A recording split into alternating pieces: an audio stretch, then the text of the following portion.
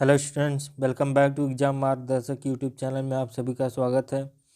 आज हम सीटेट 2024 जुलाई में जो होने वाला है उस एग्ज़ाम के से रिलेटेड ईवीएस के कुछ क्वेश्चन को सॉल्व करेंगे जो इम्पोर्टेंट क्वेश्चन है। चलिए आइए शुरू करते हैं ईवीएस के क्वेश्चन। चलिए आइए शुरू करते हैं। क्वेश्चन नंबर पहला है, भारोत्तोलकों को प्रायः ज़्यादा मांसपेशियाँ और बॉडी मांस बनाने की आवश्यकता होती है। इस उद्देश्य के लिए उन्हें ऐसे आहार लेने की आवश्यकता है जो से भरपूर है। किससे भरपूर है? चलिए बताइए। कार्बोहाइड्रेट से, विटामिन से, वसा से या प्रोटीन से? चलिए बताइए। क्वेश्चन नंबर पहला आपके स्क्रीन पे है। भारोत्तोलकों को प्रायः ज़्यादा मांसपेशियाँ और बॉडी मांस बनाने की आवश्यकता होती है। इस उद्देश्य के लिए उनको किस चीज़ की आवश्यकता होती है? चलिए बताइए। उन्हें किस तरह की आहार लेने की आवश्यकता होती है? चलिए बताइए जल्दी से। इस क्वेश्चन का आंसर दीजिए आप। चलिए बताइए जल्दी से। कार्बोहाइड्रेट की, वसा की, विटामिन की, प्रोटीन की? चलिए बताइए। इस क्वेश्चन का आंसर दीजिए आप। तो इस क्वेश्चन का आंसर बताइए। चलिए जल्दी से बताइए। भारोत्तोलकों को प्रायः ज़्यादा मांसपेशियाँ और बॉडी मास बनाने की आवश्यकता होती है। इस उद्देश्य के लिए उन्हें ऐसे आहार लेने की आवश्यकता है जो से भरपूर है। डैश से भरपूर है। चलिए बताइए डैश में क्या आएगा? कार्बोहाइड्रेट, विटामिन, वसा, प्रोटीन? चलिए बताइए जल्दी से। चलिए बताइए। तो इस क्वेश्चन का राइट आंसर है protein. Protein is right answer. Right answer protein है। भारोत्तोलकों को प्रायः ज़्यादा मांसपेशियाँ और बॉडी मास बनाने की आवश्यकता होती है। इस उद्देश्य के लिए उन्हें ऐसे आहार लेने की आवश्यकता होती है जो प्रोटीन से भरपूर हो। प्रोटीन, विकल्प D is right answer, protein. अब आइए देखते हैं। भारोत्तोलकों को प्रायः ज़्यादा मांसपेशियाँ और बॉडी मास बनाने की आवश्यकता होती है। इसके लिए उन्हें ऐसे आहारों का सेवन करना चाहिए जो प्रोटीन से भरपूर हो। तो इसका राइट आंसर है प्रोटीन। विकल्प D is right answer, protein. आइए अगले क्वेश्चन पे चलते हैं। रेखा की माँ डैश के लिए रोजाना तालाब से लाए पानी में फिटकरी डालती है। चलिए बताइए। इस क्वेश्चन का आंसर बताइए। रेखा की माँ डैश के लिए रोजाना तालाब से लाए पानी में फिटकरी डालती है। चलिए बताइए। हल्के निलंबित अपद्रव्यों को अवसाद करने बी, कठोर जल को मृदु जल में परिवर्तित करने के लिए, सी, पानी में मौजूद रोगाणुओं को खत्म करने के लिए, डी, पानी को रंग रहित करने के लिए? चलिए इस क्वेश्चन का आंसर दीजिए। चलिए बताइए। विकल्प ए, बी, सी, डी में से बताइए कौन सा सही है। तो इसका राइट आंसर है, रेखा की माँ तालाब से लाए पानी में फिटकरी इसलिए डालती है ताकि जिससे तालाब के पानी के अपद्रव्य हैं जो फिटकरी से हट जाएं। तो इसका राइट आंसर है विकल्प ए। विकल्प ए इज राइट आंसर। चलिए अगले क्वेश्चन पे चलते हैं। अगला क्वेश्चन आपकी स्क्रीन पे रहा। चलिए देखिए ध्यान से। खाद्य श्रृंखला की संकल्पना को पढ़ाने में विद्यार्थियों की अधिकतम भागीदारी के लिए निम्नलिखित में से कौन सी शिक्षण व्यूह रचना का सबसे प्रभावी होगी? चलिए बताइए। क्वेश्चन नंबर 3 है, खाद्य श्रृंखला की संकल्पना को पढ़ाने में विद्यार्थियों की अधिकतम भागीदारी के लिए निम्नलिखित में से कौन सी शिक्षण व्यूह रचना सबसे प्रभावी होगी? श्यामपट्ट पर लिखी विभिन्न खाद्य श्रृंखला के सभी उदाहरणों को देखकर लिखने के लिए विद्यार्थियों से कहना। बी, जीवों को प्ले कार्ड्स बनाना और विद्यार्थियों के समूह को विभिन्न खाद्य श्रृंखला को सोचते हुए उन्हें व्यवस्थित करने के लिए कहना। सी, विभिन्न अवाओं में चलने वाली संभावित खाद्य श्रृंखला की खोज के लिए विद्यार्थियों को कहना। डी, विद्यार्थियों को इंटरनेट से संबंधित जानकारी एकत्रित करने के लिए कहना। विकल्प ए, बी, सी, डी में से बताइए कौन सा सही है। खाद्य श्रृंखला की संकल्पना को पढ़ाने के लिए विद्यार्थियों की अधिकतम भागीदारी के लिए निम्नलिखित प्रभावों से कौन सी शिक्षण व्यूह रचना सबसे प्रभावी होगी?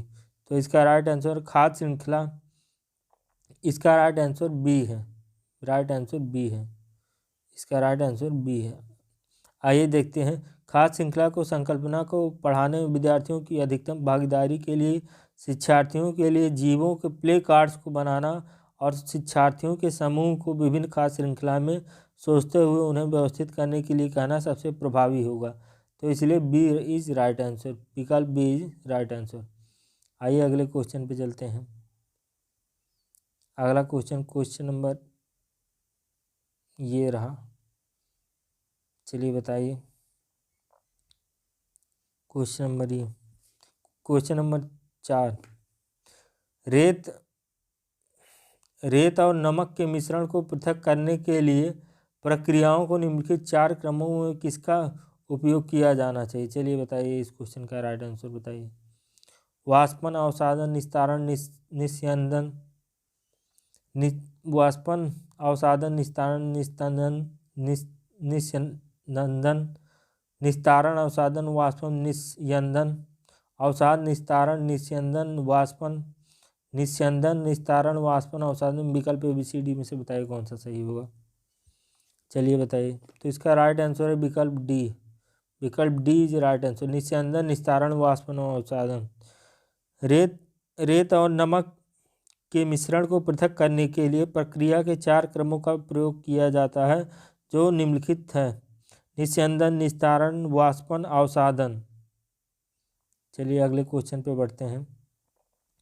क्वेश्चन नंबर 5 आपकी स्क्रीन पे है, चलिए बताइए।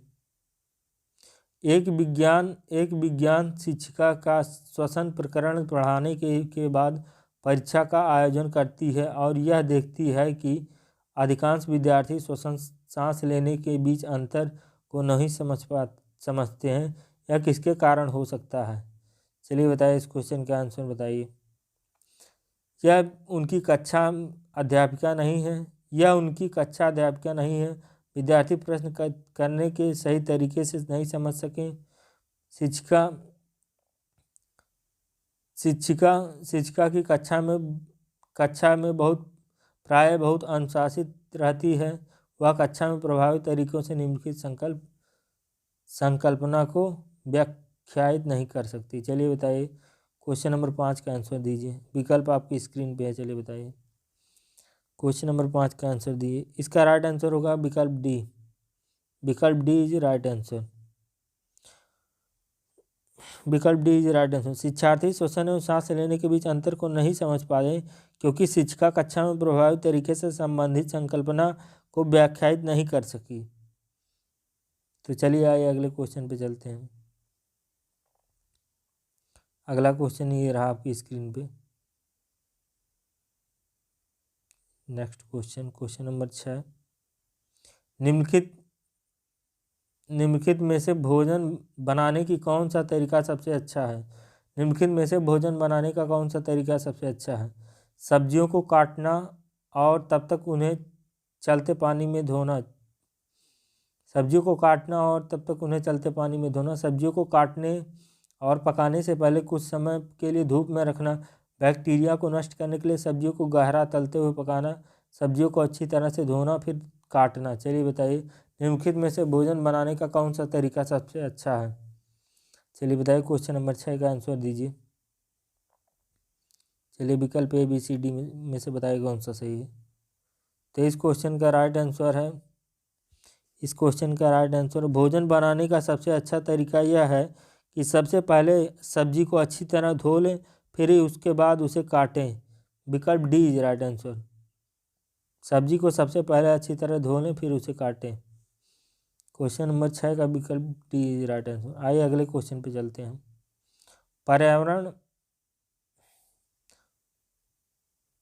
पर्यावरण अध्ययन की शिक्षिका वायु प्रकरण को पढ़ाते समय यह प्रदर्शित करना चाहती है कि वायु में भार होता है, वह जगह घेरती है। उसकी सहयोगी इस उद्देश्य के लिए उसे निम्नलिखित 4 भिन्न गतिविधियों को सुझाते हैं। चलिए आइए देखते हैं, विकल्प देखते हैं। खाली उल्टा बीकर पानी की तरह इसके ऊपर रखे और उसे नीचे धकेलें। स्ट्रा के माध्यम से जूस को खींचना। गुब्बारे में हवा भरना। 2 भरे हुए गुब्बारों में एक क्षण से बांधे तथा साम्यावस्था में ले आए, तब तक किसी एक गुब्बारे को फोड़ दे। चलिए बताइए, क्वेश्चन देखिए एक बार। पर्यावरण अध्ययन की शिक्षिका वायु प्रकरण को पढ़ाते समय यह प्रदर्शित करना चाहती है कि वायु में भार होता है और जगह घेरती है। उसकी सहयोगी इस उद्देश्य के लिए के लिए उसे निम्नलिखित 4 विभिन्न गतिविधियों को सुझाते हैं। चलिए विकल्प ABCD देखिए, यह है विकल्प ABCD। इसमें बताया राइट आंसर कौन सा है, चलिए बताइए राइट आंसर बताइए। चलिए अब क्वेश्चन आपकी स्क्रीन पे है, तो इसका राइट आंसर होगा विकल्प A and D। A and D दोनों मिला के होगा। आइए देखते हैं। खाली उल्टा बीकर पानी की तरह सतह के ऊपर रखें और उसे नीचे धकेल दें और 2 भरे हुए गुब्बारों में छड़ से बांधे तथा साम्यावस्था में ले आएं और किसी गुब्बारे को फोड़ दें। उपयुक्त तो विकल्प इसका राइट आंसर होगा A एंड D। विकल्प A इज राइट आंसर। उपयुक्त गतिविधियों में कौन सी गतिविधि वांछनीय परिणामों को प्रदर्शित करती है, तो विकल्प A इज राइट आंसर। विकल्प A एंड D। आइए अगले क्वेश्चन पे चलते हैं। अगला क्वेश्चन आपकी स्क्रीन पे रहा, चलिए आइए देखते हैं अगला क्वेश्चन। नीचे दिए गए वन आरेख, 1 मिनट, ये क्वेश्चन कट गया। चलिए देखिए अगले क्वेश्चन को देखते हैं। नीचे दिए गए वन आरेख का अध्ययन कीजिए। ये हैं जमीन पे रहने वाले जीव, ये जमीन पे रहने वाले जीव हैं, ये पानी में रहने वाले जीव हैं, ये अंडे देने वाले जीव हैं। अब आप ये देख लिए हैं। चलिए आइए क्वेश्चन पे चलते हैं। निम्नलिखित में से कौन सा जीव यक्ष में रखे जा सकते हैं। आइए देखते हैं। यक्ष, यक्ष मतलब तीनों में। ये देखिए यक्ष यहाँ पे है, यक्ष मतलब तीनों में। निम्नलिखित में से कौन से जीव यक्ष में रखे जा सकते हैं, चलिए बताइए। इल, शार्क, मछली, मगरमच्छ। चलिए बताइए। इल, शार्क, मछली, मगरमच्छ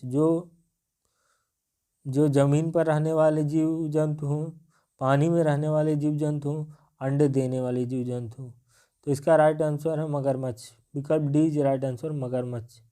मगरमच्छ जो है पानी में भी रहता है और ज़मीन पे भी रहता है और अंडा भी देता है। चलिए अगले क्वेश्चन पे चलते हैं। Question number 74।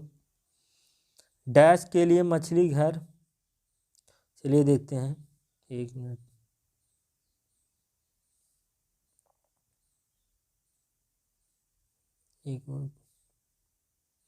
चलिए देखते हैं। डैश के लिए मछली घर।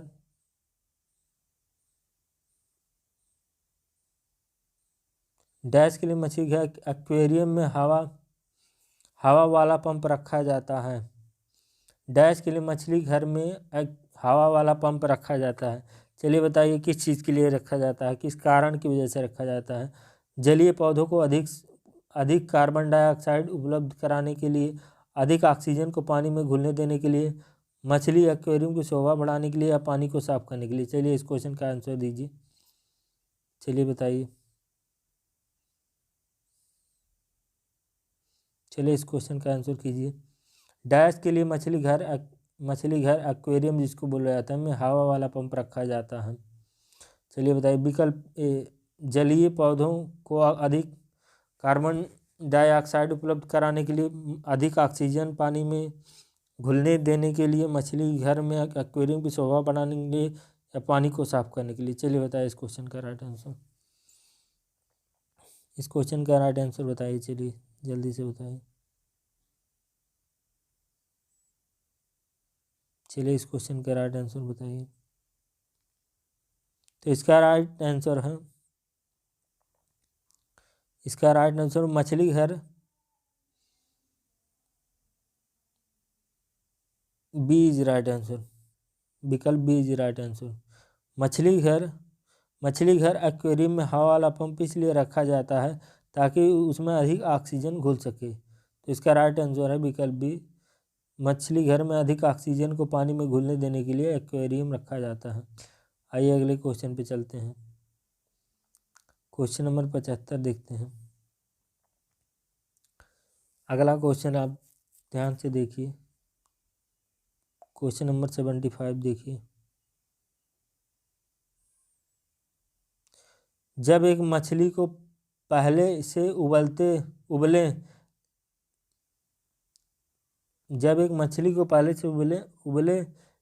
उबालें लेकिन कमरे के तापमान पर ठंड किए गए पानी में भरे एक्वेरियम में डाला जाता है तो वह मर जाती है। ऐसा इसलिए होता है क्योंकि मछली घर एक्वेरियम का पानी ऑक्सीजन रहित रहता है, मछली द्वारा पीने योग्य नहीं रहता है, खनिज रहित रहता है, मछली के तैरने के योग्य नहीं रहता है। चलिए बताइए।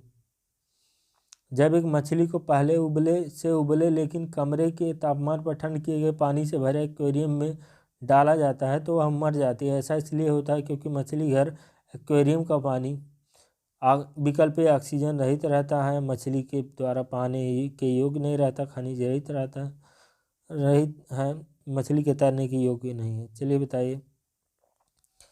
क्वेश्चन नंबर 75, इसका राइट आंसर विकल्प सी इज राइट आंसर। विकल्प सी खनिज रहित है। जलीय जीव अपने पोषण के लिए जल में पाए जाने वाले खनिज पदार्थों पर निर्भर होते हैं। चूंकि जल को उबालने से उसके खनिज नष्ट हो जाते हैं, अतः ऐसे जल से युक्त एक्वेरियम में मछली मर जाती है। आइए अगले क्वेश्चन पे चलते हैं।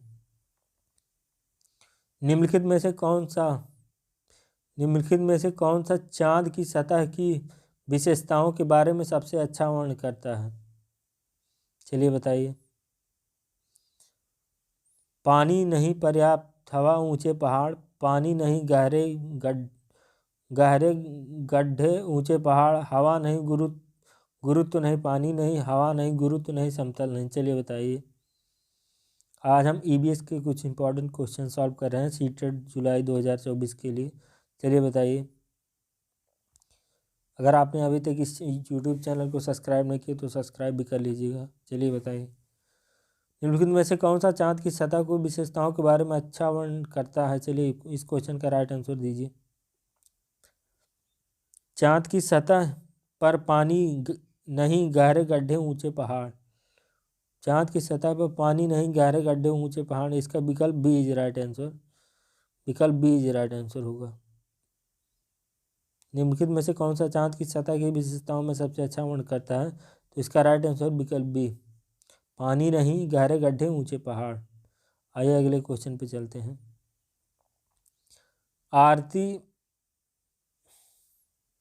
आरती एक पोस्टर पर एक बीमारी डेंगू और जापानी मस्तिष्क ज्वर को रोकथाम से संबंधित निम्नलिखित सावधानियां पढ़ती है। अपने आसपास पानी को जमा ना होने दें, पानी के बर्तनों कूलों टंकियों को साफ रखें, स्वयं बचाव के लिए जाली का प्रयोग करें। उपयुक्त सभी कथन सत्य हैं। चलिए बताइए कौन सा विकल्प सही होगा। चलिए बताइए। इस क्वेश्चन को पढ़िए, आंसर दीजिए। आरती एक पोस्टर एक बीमारी डेंगू जापानी मस्तिष्क ज्वर रोकथाम के लिए संबंधित निम्नलिखित सावधानियों को पढ़ती है। अपने आसपास पानी को जमा न होने दें, पानी के बर्तनों कूलों टंकियों को साफ रखें, स्वयं को बचाव के लिए जाली का प्रयोग करें। उपरोक्त में से सभी कथन सत्य हैं। चलिए बताइए। तो इस क्वेश्चन का राइट आंसर विकल्प डी। विकल्प D is right answer. Dengue और जापानी मस्तिष्क ज्वर से बचाव के लिए जाली का प्रयोग करना चाहिए तथा आस पास सफाई रखनी चाहिए। पानी को इकट्ठा नहीं होने देना चाहिए। आइए अगले क्वेश्चन पे चलते हैं। निम्नलिखित में से कौन से शब्द समूह आपस में निकटतम रूप से संबंधित हैं? चलिए बताइए। निम्नलिखित में से कौन से शब्द समूह आपस में निकटतम रूप से संबंधित हैं? लौह मलेरिया एनीमिया रक्त, लौह हीमोग्लोबिन एनीमिया आंवला, मच्छर डेंगू लौह गुण, मच्छर मलेरिया एनीमिया रक्तअल्पता। चलिए बताइए। इस क्वेश्चन का राइट आंसर दीजिए। निम्नलिखित में से कौन से शब्द समूह आपस में निकटतम रूप से संबंधित हैं? चलिए बताइए। तो इसका राइट आंसर होगा लौह हीमोग्लोबिन एनीमिया आंवला एक समूह के निकटतम रूप हैं, क्योंकि हीमोग्लोबिन की कमी से एनीमिया रोग हो जाता है और आंवला में आयरन अधिक पाया जाता है। इसका राइट आंसर विकल्प बी इज राइट आंसर। लौह हीमोग्लोबिन एनीमिया आंवला, विकल्प बी इज राइट आंसर। विकल्प B is right answer. Right answer है विकल्प बी। आइए अगले क्वेश्चन पे चलते हैं। अगला क्वेश्चन देखते हैं।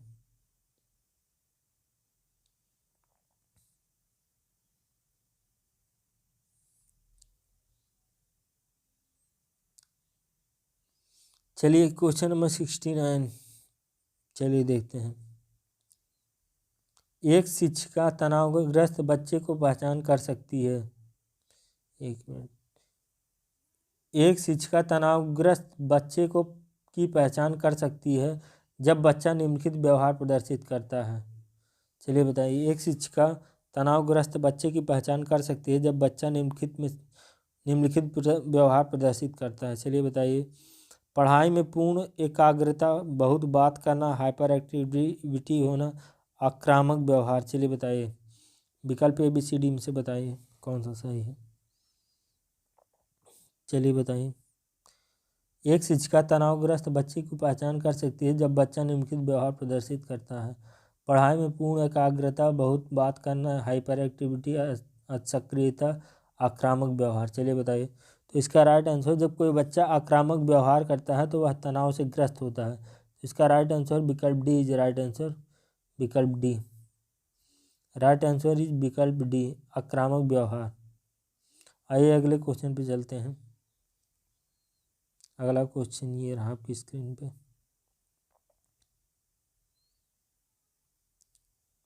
चलिए देखते हैं।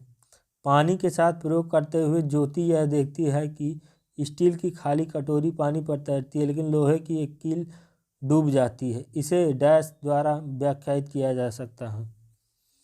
चलिए बताइए। पानी के साथ प्रयोग करते हुए ज्योति यह देखती है कि स्टील की एक खाली कटोरी पानी पर तैरती है, लेकिन लोहे की एक कील डूब जाती है। इसे डैश द्वारा तथ्य द्वारा व्याख्यायित किया जा सकता है। विकल्प ABCD देखिए। स्टील की कटोरी पर लगने वाला बल उसके भार की तुलना में ज़्यादा है, जबकि लोहे की कील पर लगने वाला बल उसके भार की तुलना में कम है। लोहे की कील पर लगने वाला बल उसके भार की तुलना में ज़्यादा है, जबकि स्टील की कटोरी पर लगने वाला बल उसके भार की तुलना में कम है। लोहा पानी की तुलना में भारी है और स्टील पानी की तुलना में हल्का है। लोहा पानी की तुलना में हल्का है और स्टील पानी की तुलना में भारी है। चलिए बताइए इस क्वेश्चन का राइट आंसर बताइए। इसका राइट आंसर है विकल्प ए। विकल्प ए इज राइट आंसर। क्यों राइट आंसर है? स्टील की कटोरी पानी में इसलिए तैरती है क्योंकि स्टील की कटोरी पर लगने वाला बल उसके भार की तुलना में ज़्यादा है, और लोहे की कटोरी इसलिए डूब जाती है क्योंकि लोहे की कील पर लगने वाला बल उसके भार की तुलना में कम है। तो आइए अगले क्वेश्चन पे चलते हैं। Question number 71। निम्नलिखित में से जीवन प्रक्रियाओं का कौन सा युग्म पेड़ पौधों और जीव जंतुओं दोनों में मिलता है? चलिए बताइए। निम्नलिखित में से जीवन प्रक्रियाओं का कौन सा युग्म पेड़ पौधों और जीव जंतुओं दोनों में मिलता है? प्रजनन और भोजन बनाना, प्रजनन, अंकुरण, वृद्धि, अंकुरण, वृद्धि, प्रजनन, वृद्धि और भोजन बनाना। चलिए बताइए। तो इसका राइट आंसर है विकल्प सी। विकल्प सी इज राइट आंसर, वृद्धि और प्रजनन। जीवन प्रक्रियाओं में वृद्धि और प्रजनन के युग्म पेड़ पौधे और जीव जंतु दोनों में मिलते हैं। आइए अगले क्वेश्चन पे चलते हैं। अंजलि की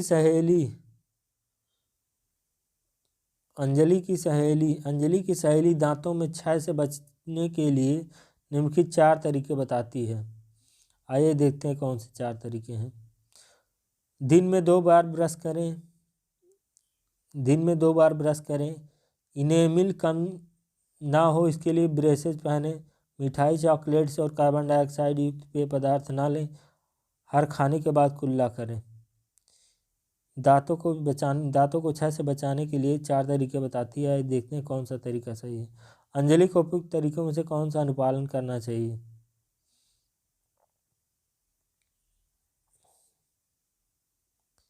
एक मिनट, क्वेश्चन ही कम है। चलिए आइए दूसरा क्वेश्चन देखते हैं। 79। एक मिनट, इसमें से बताइए कौन सा सही है। क्वेश्चन 79। अभिभावक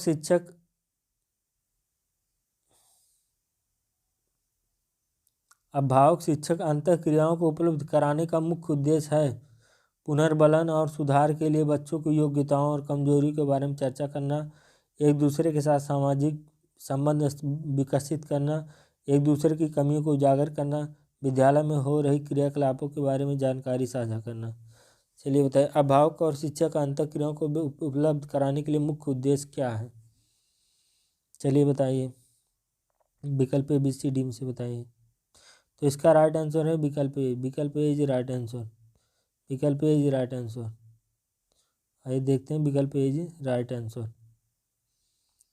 विकल्प ए इज राइट आंसर। अभिभावक शिक्षक अंतःक्रियाओं को उपलब्ध कराने का मुख्य उद्देश्य यह है कि पुनर्वलन और सुधार के लिए बच्चों की योग्यताओं और कमजोरियों के बारे में चर्चा करना, जिससे शिक्षार्थियों की कमजोरियों और योग्यताओं की जानकारी अभिभावक को हो सके और वह उसमें सुधार कर सके।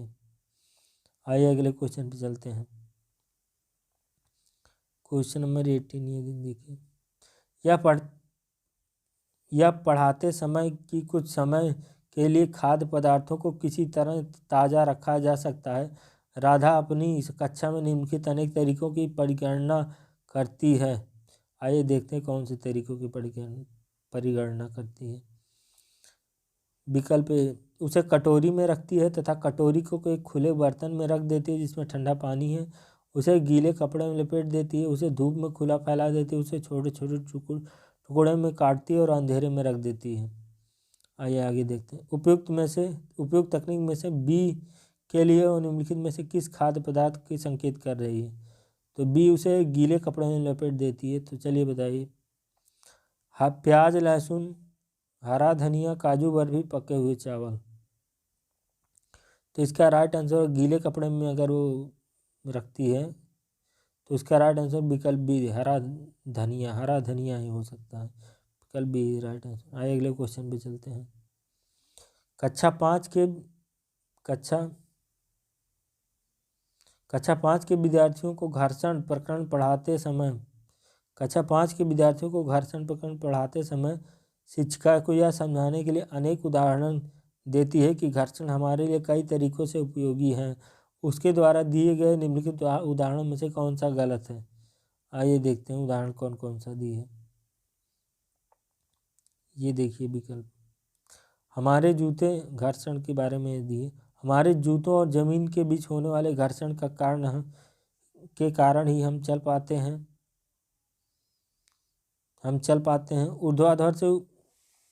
ऊर्ध्वाधर रूप से ऊपर फेंकी गई वस्तु के घर्षण के कारण हम हमेशा हमारे पास ही वापस आते हैं।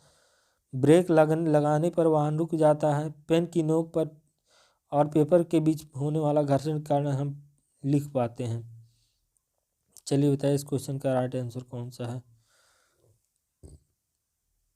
चलिए इस क्वेश्चन का राइट आंसर बताइए। इसका राइट आंसर होगा विकल्प बी। विकल्प बी इज राइट आंसर। कैसे विकल्प बी राइट आंसर हुआ? ऊर्ध्वाधर रूप से ऊपर फेंकी गई वस्तु घर्षण के कारण हमेशा हमारे पास वापस आती है। यह गलत उदाहरण है, लेकिन इसका कारण यह है कि वह वस्तु घर्षण के कारण नहीं नीचे आती बल्कि गुरुत्वाकर्षण बल की वजह से नीचे आती है। समझ गए? चलिए अगले क्वेश्चन पे चलते हैं।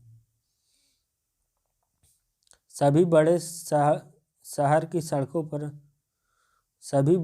की सड़कों पर भारी संख्या में वाहनों के कारण पर्यावरण प्रदूषण की समस्या का सामना कर रहे हैं। पर्यावरण संरक्षण के लिए शहर के लोग व्यक्तिगत रूप से डैश के माध्यम से अपना सहयोग दे सकते हैं।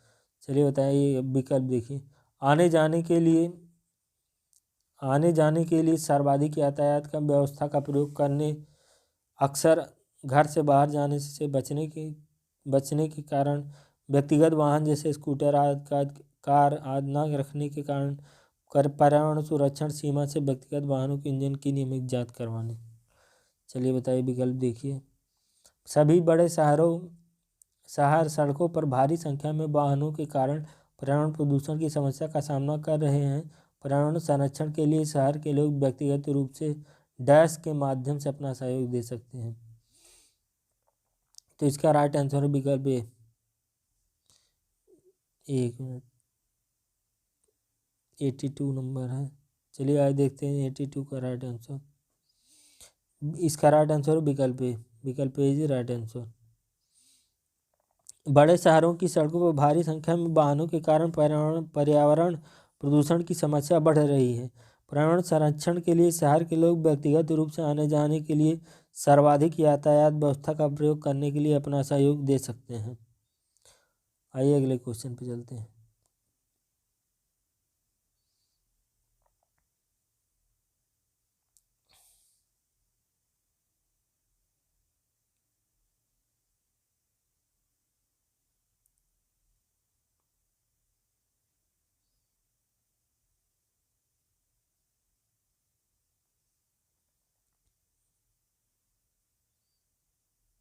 आइए अगला क्वेश्चन देखते हैं।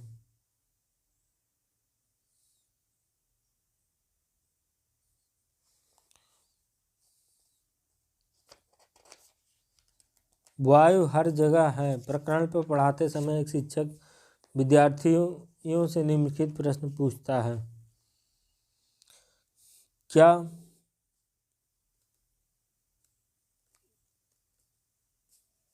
वायु हर जगह है प्रकरण पढ़ाते समय वायु हर जगह है प्रकरण पढ़ाते समय एक शिक्षक विद्यार्थियों से निम्नलिखित प्रश्न पूछता है। क्या मृदा में वायु है? क्या पानी के अंदर वायु है? क्या हमारे शरीर में वायु है? क्या हमारी हड्डियों में वायु है? चलिए बताइए। शिक्षक के शिक्षार्थियों को निम्नलिखित में से कौन सा कौशल विकसित करने का प्रयास कर रहा है? चिंतन कौशल, संवेगात्मक कौशल, अवलोकन कौशल, वर्गीकरण कौशल। चलिए बताइए विकल्प ABCD में से। इस क्वेश्चन को एक बार फिर से देखते हैं। वायु हर जगह है प्रकरण पढ़ाते समय एक शिक्षक विद्यार्थियों से निम्नलिखित प्रश्न पूछता है। क्या मृदा में वायु है? क्या पानी के अंदर वायु है? क्या हमारे शरीर में वायु है? क्या हमारी हड्डियों में वायु है? शिक्षक शिक्षार्थियों को निम्नलिखित में से कौन सा कौशल विकसित करने का प्रयास कर रहा है? चिंतन कौशल, संवेगात्मक कौशल, अवलोकन कौशल, वर्गीकरण कौशल। चलिए बताइए विकल्प ABCD में से। तो इसका राइट आंसर होगा विकल्प C, अवलोकन कौशल। विकल्प C इज राइट आंसर, अवलोकन कौशल का विकास कर रहा है। आइए अगले क्वेश्चन पे चलते हैं। अगला क्वेश्चन, एक कक्षा में औसत से कम वाले 4 विद्यार्थी हैं। उन्हें अन्य विद्यार्थियों से सामान लाने के लिए निम्नलिखित में से कौन सी व्यूह रचना सबसे प्रभावी होगी? उनके अधिगम के कमजोर क्षेत्रों की पहचान करना, उसके अनुसार सुधारात्मक उपाय उपलब्ध कराना, यह सुनिश्चित करना कि वह नियमित रूप से विद्यालय आएँ, उन्हें घर पर करने के लिए अतिरिक्त दत्त कार्य देना, उन्हें अगली पंक्ति में बैठना और उनके काम लगातार पर्यवेक्षण करना। चलिए बताइए इस क्वेश्चन का राइट आंसर। एक कक्षा में औसत से कम वाले 4 विद्यार्थी हैं। उन्हें अन्य शिक्षार्थियों की सामान लाने के लिए निम्नलिखित में से कौन सा व्यूह रचना प्रभावी है? चलिए बताइए। इसका राइट आंसर होगा विकल्प ए इज राइट आंसर। यदि किसी कक्षा में औसत से कम अंक लाने वाले छात्र हैं तो उन्हें सभी छात्रों के बराबर लाने के लिए सबसे पहले यह पता लगाना होगा कि वह किस क्षेत्र में सबसे कमज़ोर हैं तथा फिर उन्हें उसके अनुसार सुधारात्मक उपाय करने होंगे। आइए अगले क्वेश्चन पे चलते हैं। एक संतुलन प्रश्न पत्र बनाने के लिए निम्नलिखित चरणों में से किस में से कौन सा सही तरीका है? एक संतुलित प्रश्न पत्र बनाने के लिए निम्नलिखित में से चरणों में से कौन सा सही तरीका है? डिजाइन तैयार करना, प्रश्न लिखना, अंक प्रयोजन तैयार करना, ब्लूप्रिंट से मिलान करना। विकल्प बी, प्रश्न लिखना, उसका संपादन करना, डिजाइन से मिलान करना, ब्लूप्रिंट लिखना, तैयार अंक करना। विकल्प सी, प्रश्न लिखना, ब्लूप्रिंट तैयार करना, डिजाइन से मिलान करना, अंक योजना लिखना। डिजाइन तैयार करना, ब्लूप्रिंट तैयार करना, प्रश्न लिखना और उनका संपादन करना। चलिए बताइए राइट आंसर बताइए। Question number 86। इसका राइट आंसर है विकल्प डी, डिजाइन तैयार करना, ब्लूप्रिंट तैयार करना, प्रश्न लिखना और उनका संपादन करना। क्वेश्चन नंबर कितना है, एक मिनट। Question number 86। संतुलित प्रश्न पत्र बनाने के लिए सबसे पहले उसका डिजाइन तैयार करना, फिर ब्लूप्रिंट प्रश्न लिखना और उसका संपादन करना, फिर अंक योजना बनाना। तो इसका राइट आंसर विकल्प डी राइट आंसर। आइए अगले क्वेश्चन पे चलते हैं। एक कक्षा में अनुभाग आ को पेट्रोलियम और कोयले से भंडारों में रिक्तीकरण प्रकरण पढ़ाने के लिए मल्टीमीडिया कैप्सूल के प्रयोग किया गया, जबकि अनुभाग बी को ग्रीन बोर्ड पर आरेख बनाते हुए बाद में यह पाया गया कि अनुभाग आ के विद्यार्थियों को एक बेहतर सीमा तक प्रकरण को समझ लिया। ऐसा होने के कारण यह हो सकता है। चलिए बताइए, ये क्वेश्चन आधा अधूरा है। चलिए अगले क्वेश्चन पे देखते हैं।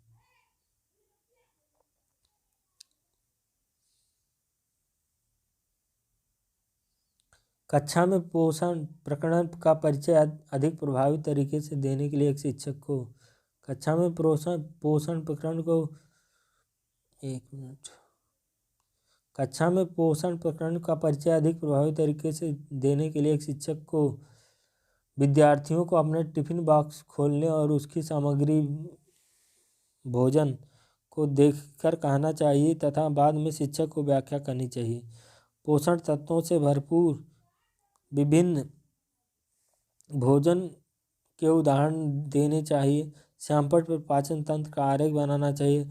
मानव दांतों का प्रतिरूप दिखाना चाहिए। चलिए बताइए राइट आंसर बताइए। कक्षा में पोषण प्रकरण पढ़ाने का परिचय अधिक प्रभावी तरीके से देने के लिए एक शिक्षक को क्या करना चाहिए। Question number 88। चलिए आंसर कीजिए। इसका राइट आंसर होगा विकल्प ए। विकल्प ए इज राइट आंसर। विकल्प ए इज राइट आंसर। कक्षा में पोषण प्रकरण का परिचय अधिक प्रभावी तरीके से देने के लिए शिक्षिका विद्यार्थियों को अपने टिफिन बॉक्स खोलने और उसकी सामग्री को देखने को कहे तथा बाद में उसकी व्याख्या करें। आइए अगले क्वेश्चन पे चलते हैं। Question number 89। शामिल करना, खोजबीन करना, व्याख्या करना, विस्तार देना और मूल्यांकन करना विज्ञान के प्रभावी शिक्षण से जुड़े 5 ES हैं। अंकुरण के लिए आवश्यक स्थितियां की संकल्पना से जुड़े व्यवहारिक अनुभवों को विद्यार्थियों को उपलब्ध कराते समय एक विज्ञान शिक्षक उसे निम्नलिखित गतिविधियों करने के लिए कहती है। बीजों को रात भर पानी में रखें, उन्हें सूती गीले कपड़े में रखें, 2 दिनों बाद बीजों का अवलोकन करें और आए परिवर्तनों को रिकॉर्ड करें। पुस्तक पढ़ने के लिए दिए गए कार्यपत्रक वर्कशीट का काम करें। शिक्षक द्वारा दी गई गतिविधियों में से इनमें से 5 में से कौन सा शामिल नहीं होते। चलिए बताइए। तो इसका राइट आंसर है विकल्प सी। विकल्प C is right answer. Engage और एक्सप्लोर। विकल्प C is right answer. Engage and explore. आइए अगले क्वेश्चन पर चलते हैं। क्वेश्चन नंबर 90 है। भारत में समृद्ध वनस्पति जात और प्राणी जात के बारे में पढ़ाने के बाद विद्यालय द्वारा प्राथमिक कक्षाओं के विद्यार्थियों को रणथंभौर और राष्ट्रीय उद्यान ले जाया जाता है। यह डैश में विद्यार्थियों की सहायता करेगा। कक्षीय अधिगम में वास्तविक जीवन स्थितियों के साथ जोड़ने में, पर्यावरण संरक्षण के लिए कौशल के विकास में, बाहरी भ्रमण में, दोस्तों के साथ मजा लेने में, प्रकृति के साथ संबंध विकसित करने में। चलिए बताइए। क्वेश्चन नंबर 19 है। भारत में समृद्ध वनस्पति और प्राणी जात के बारे में पढ़ाने के बाद विद्यालय द्वारा प्राथमिक कक्षाओं के विद्यार्थियों को रणथंभौर राष्ट्रीय उद्यान ले जाया जाता है।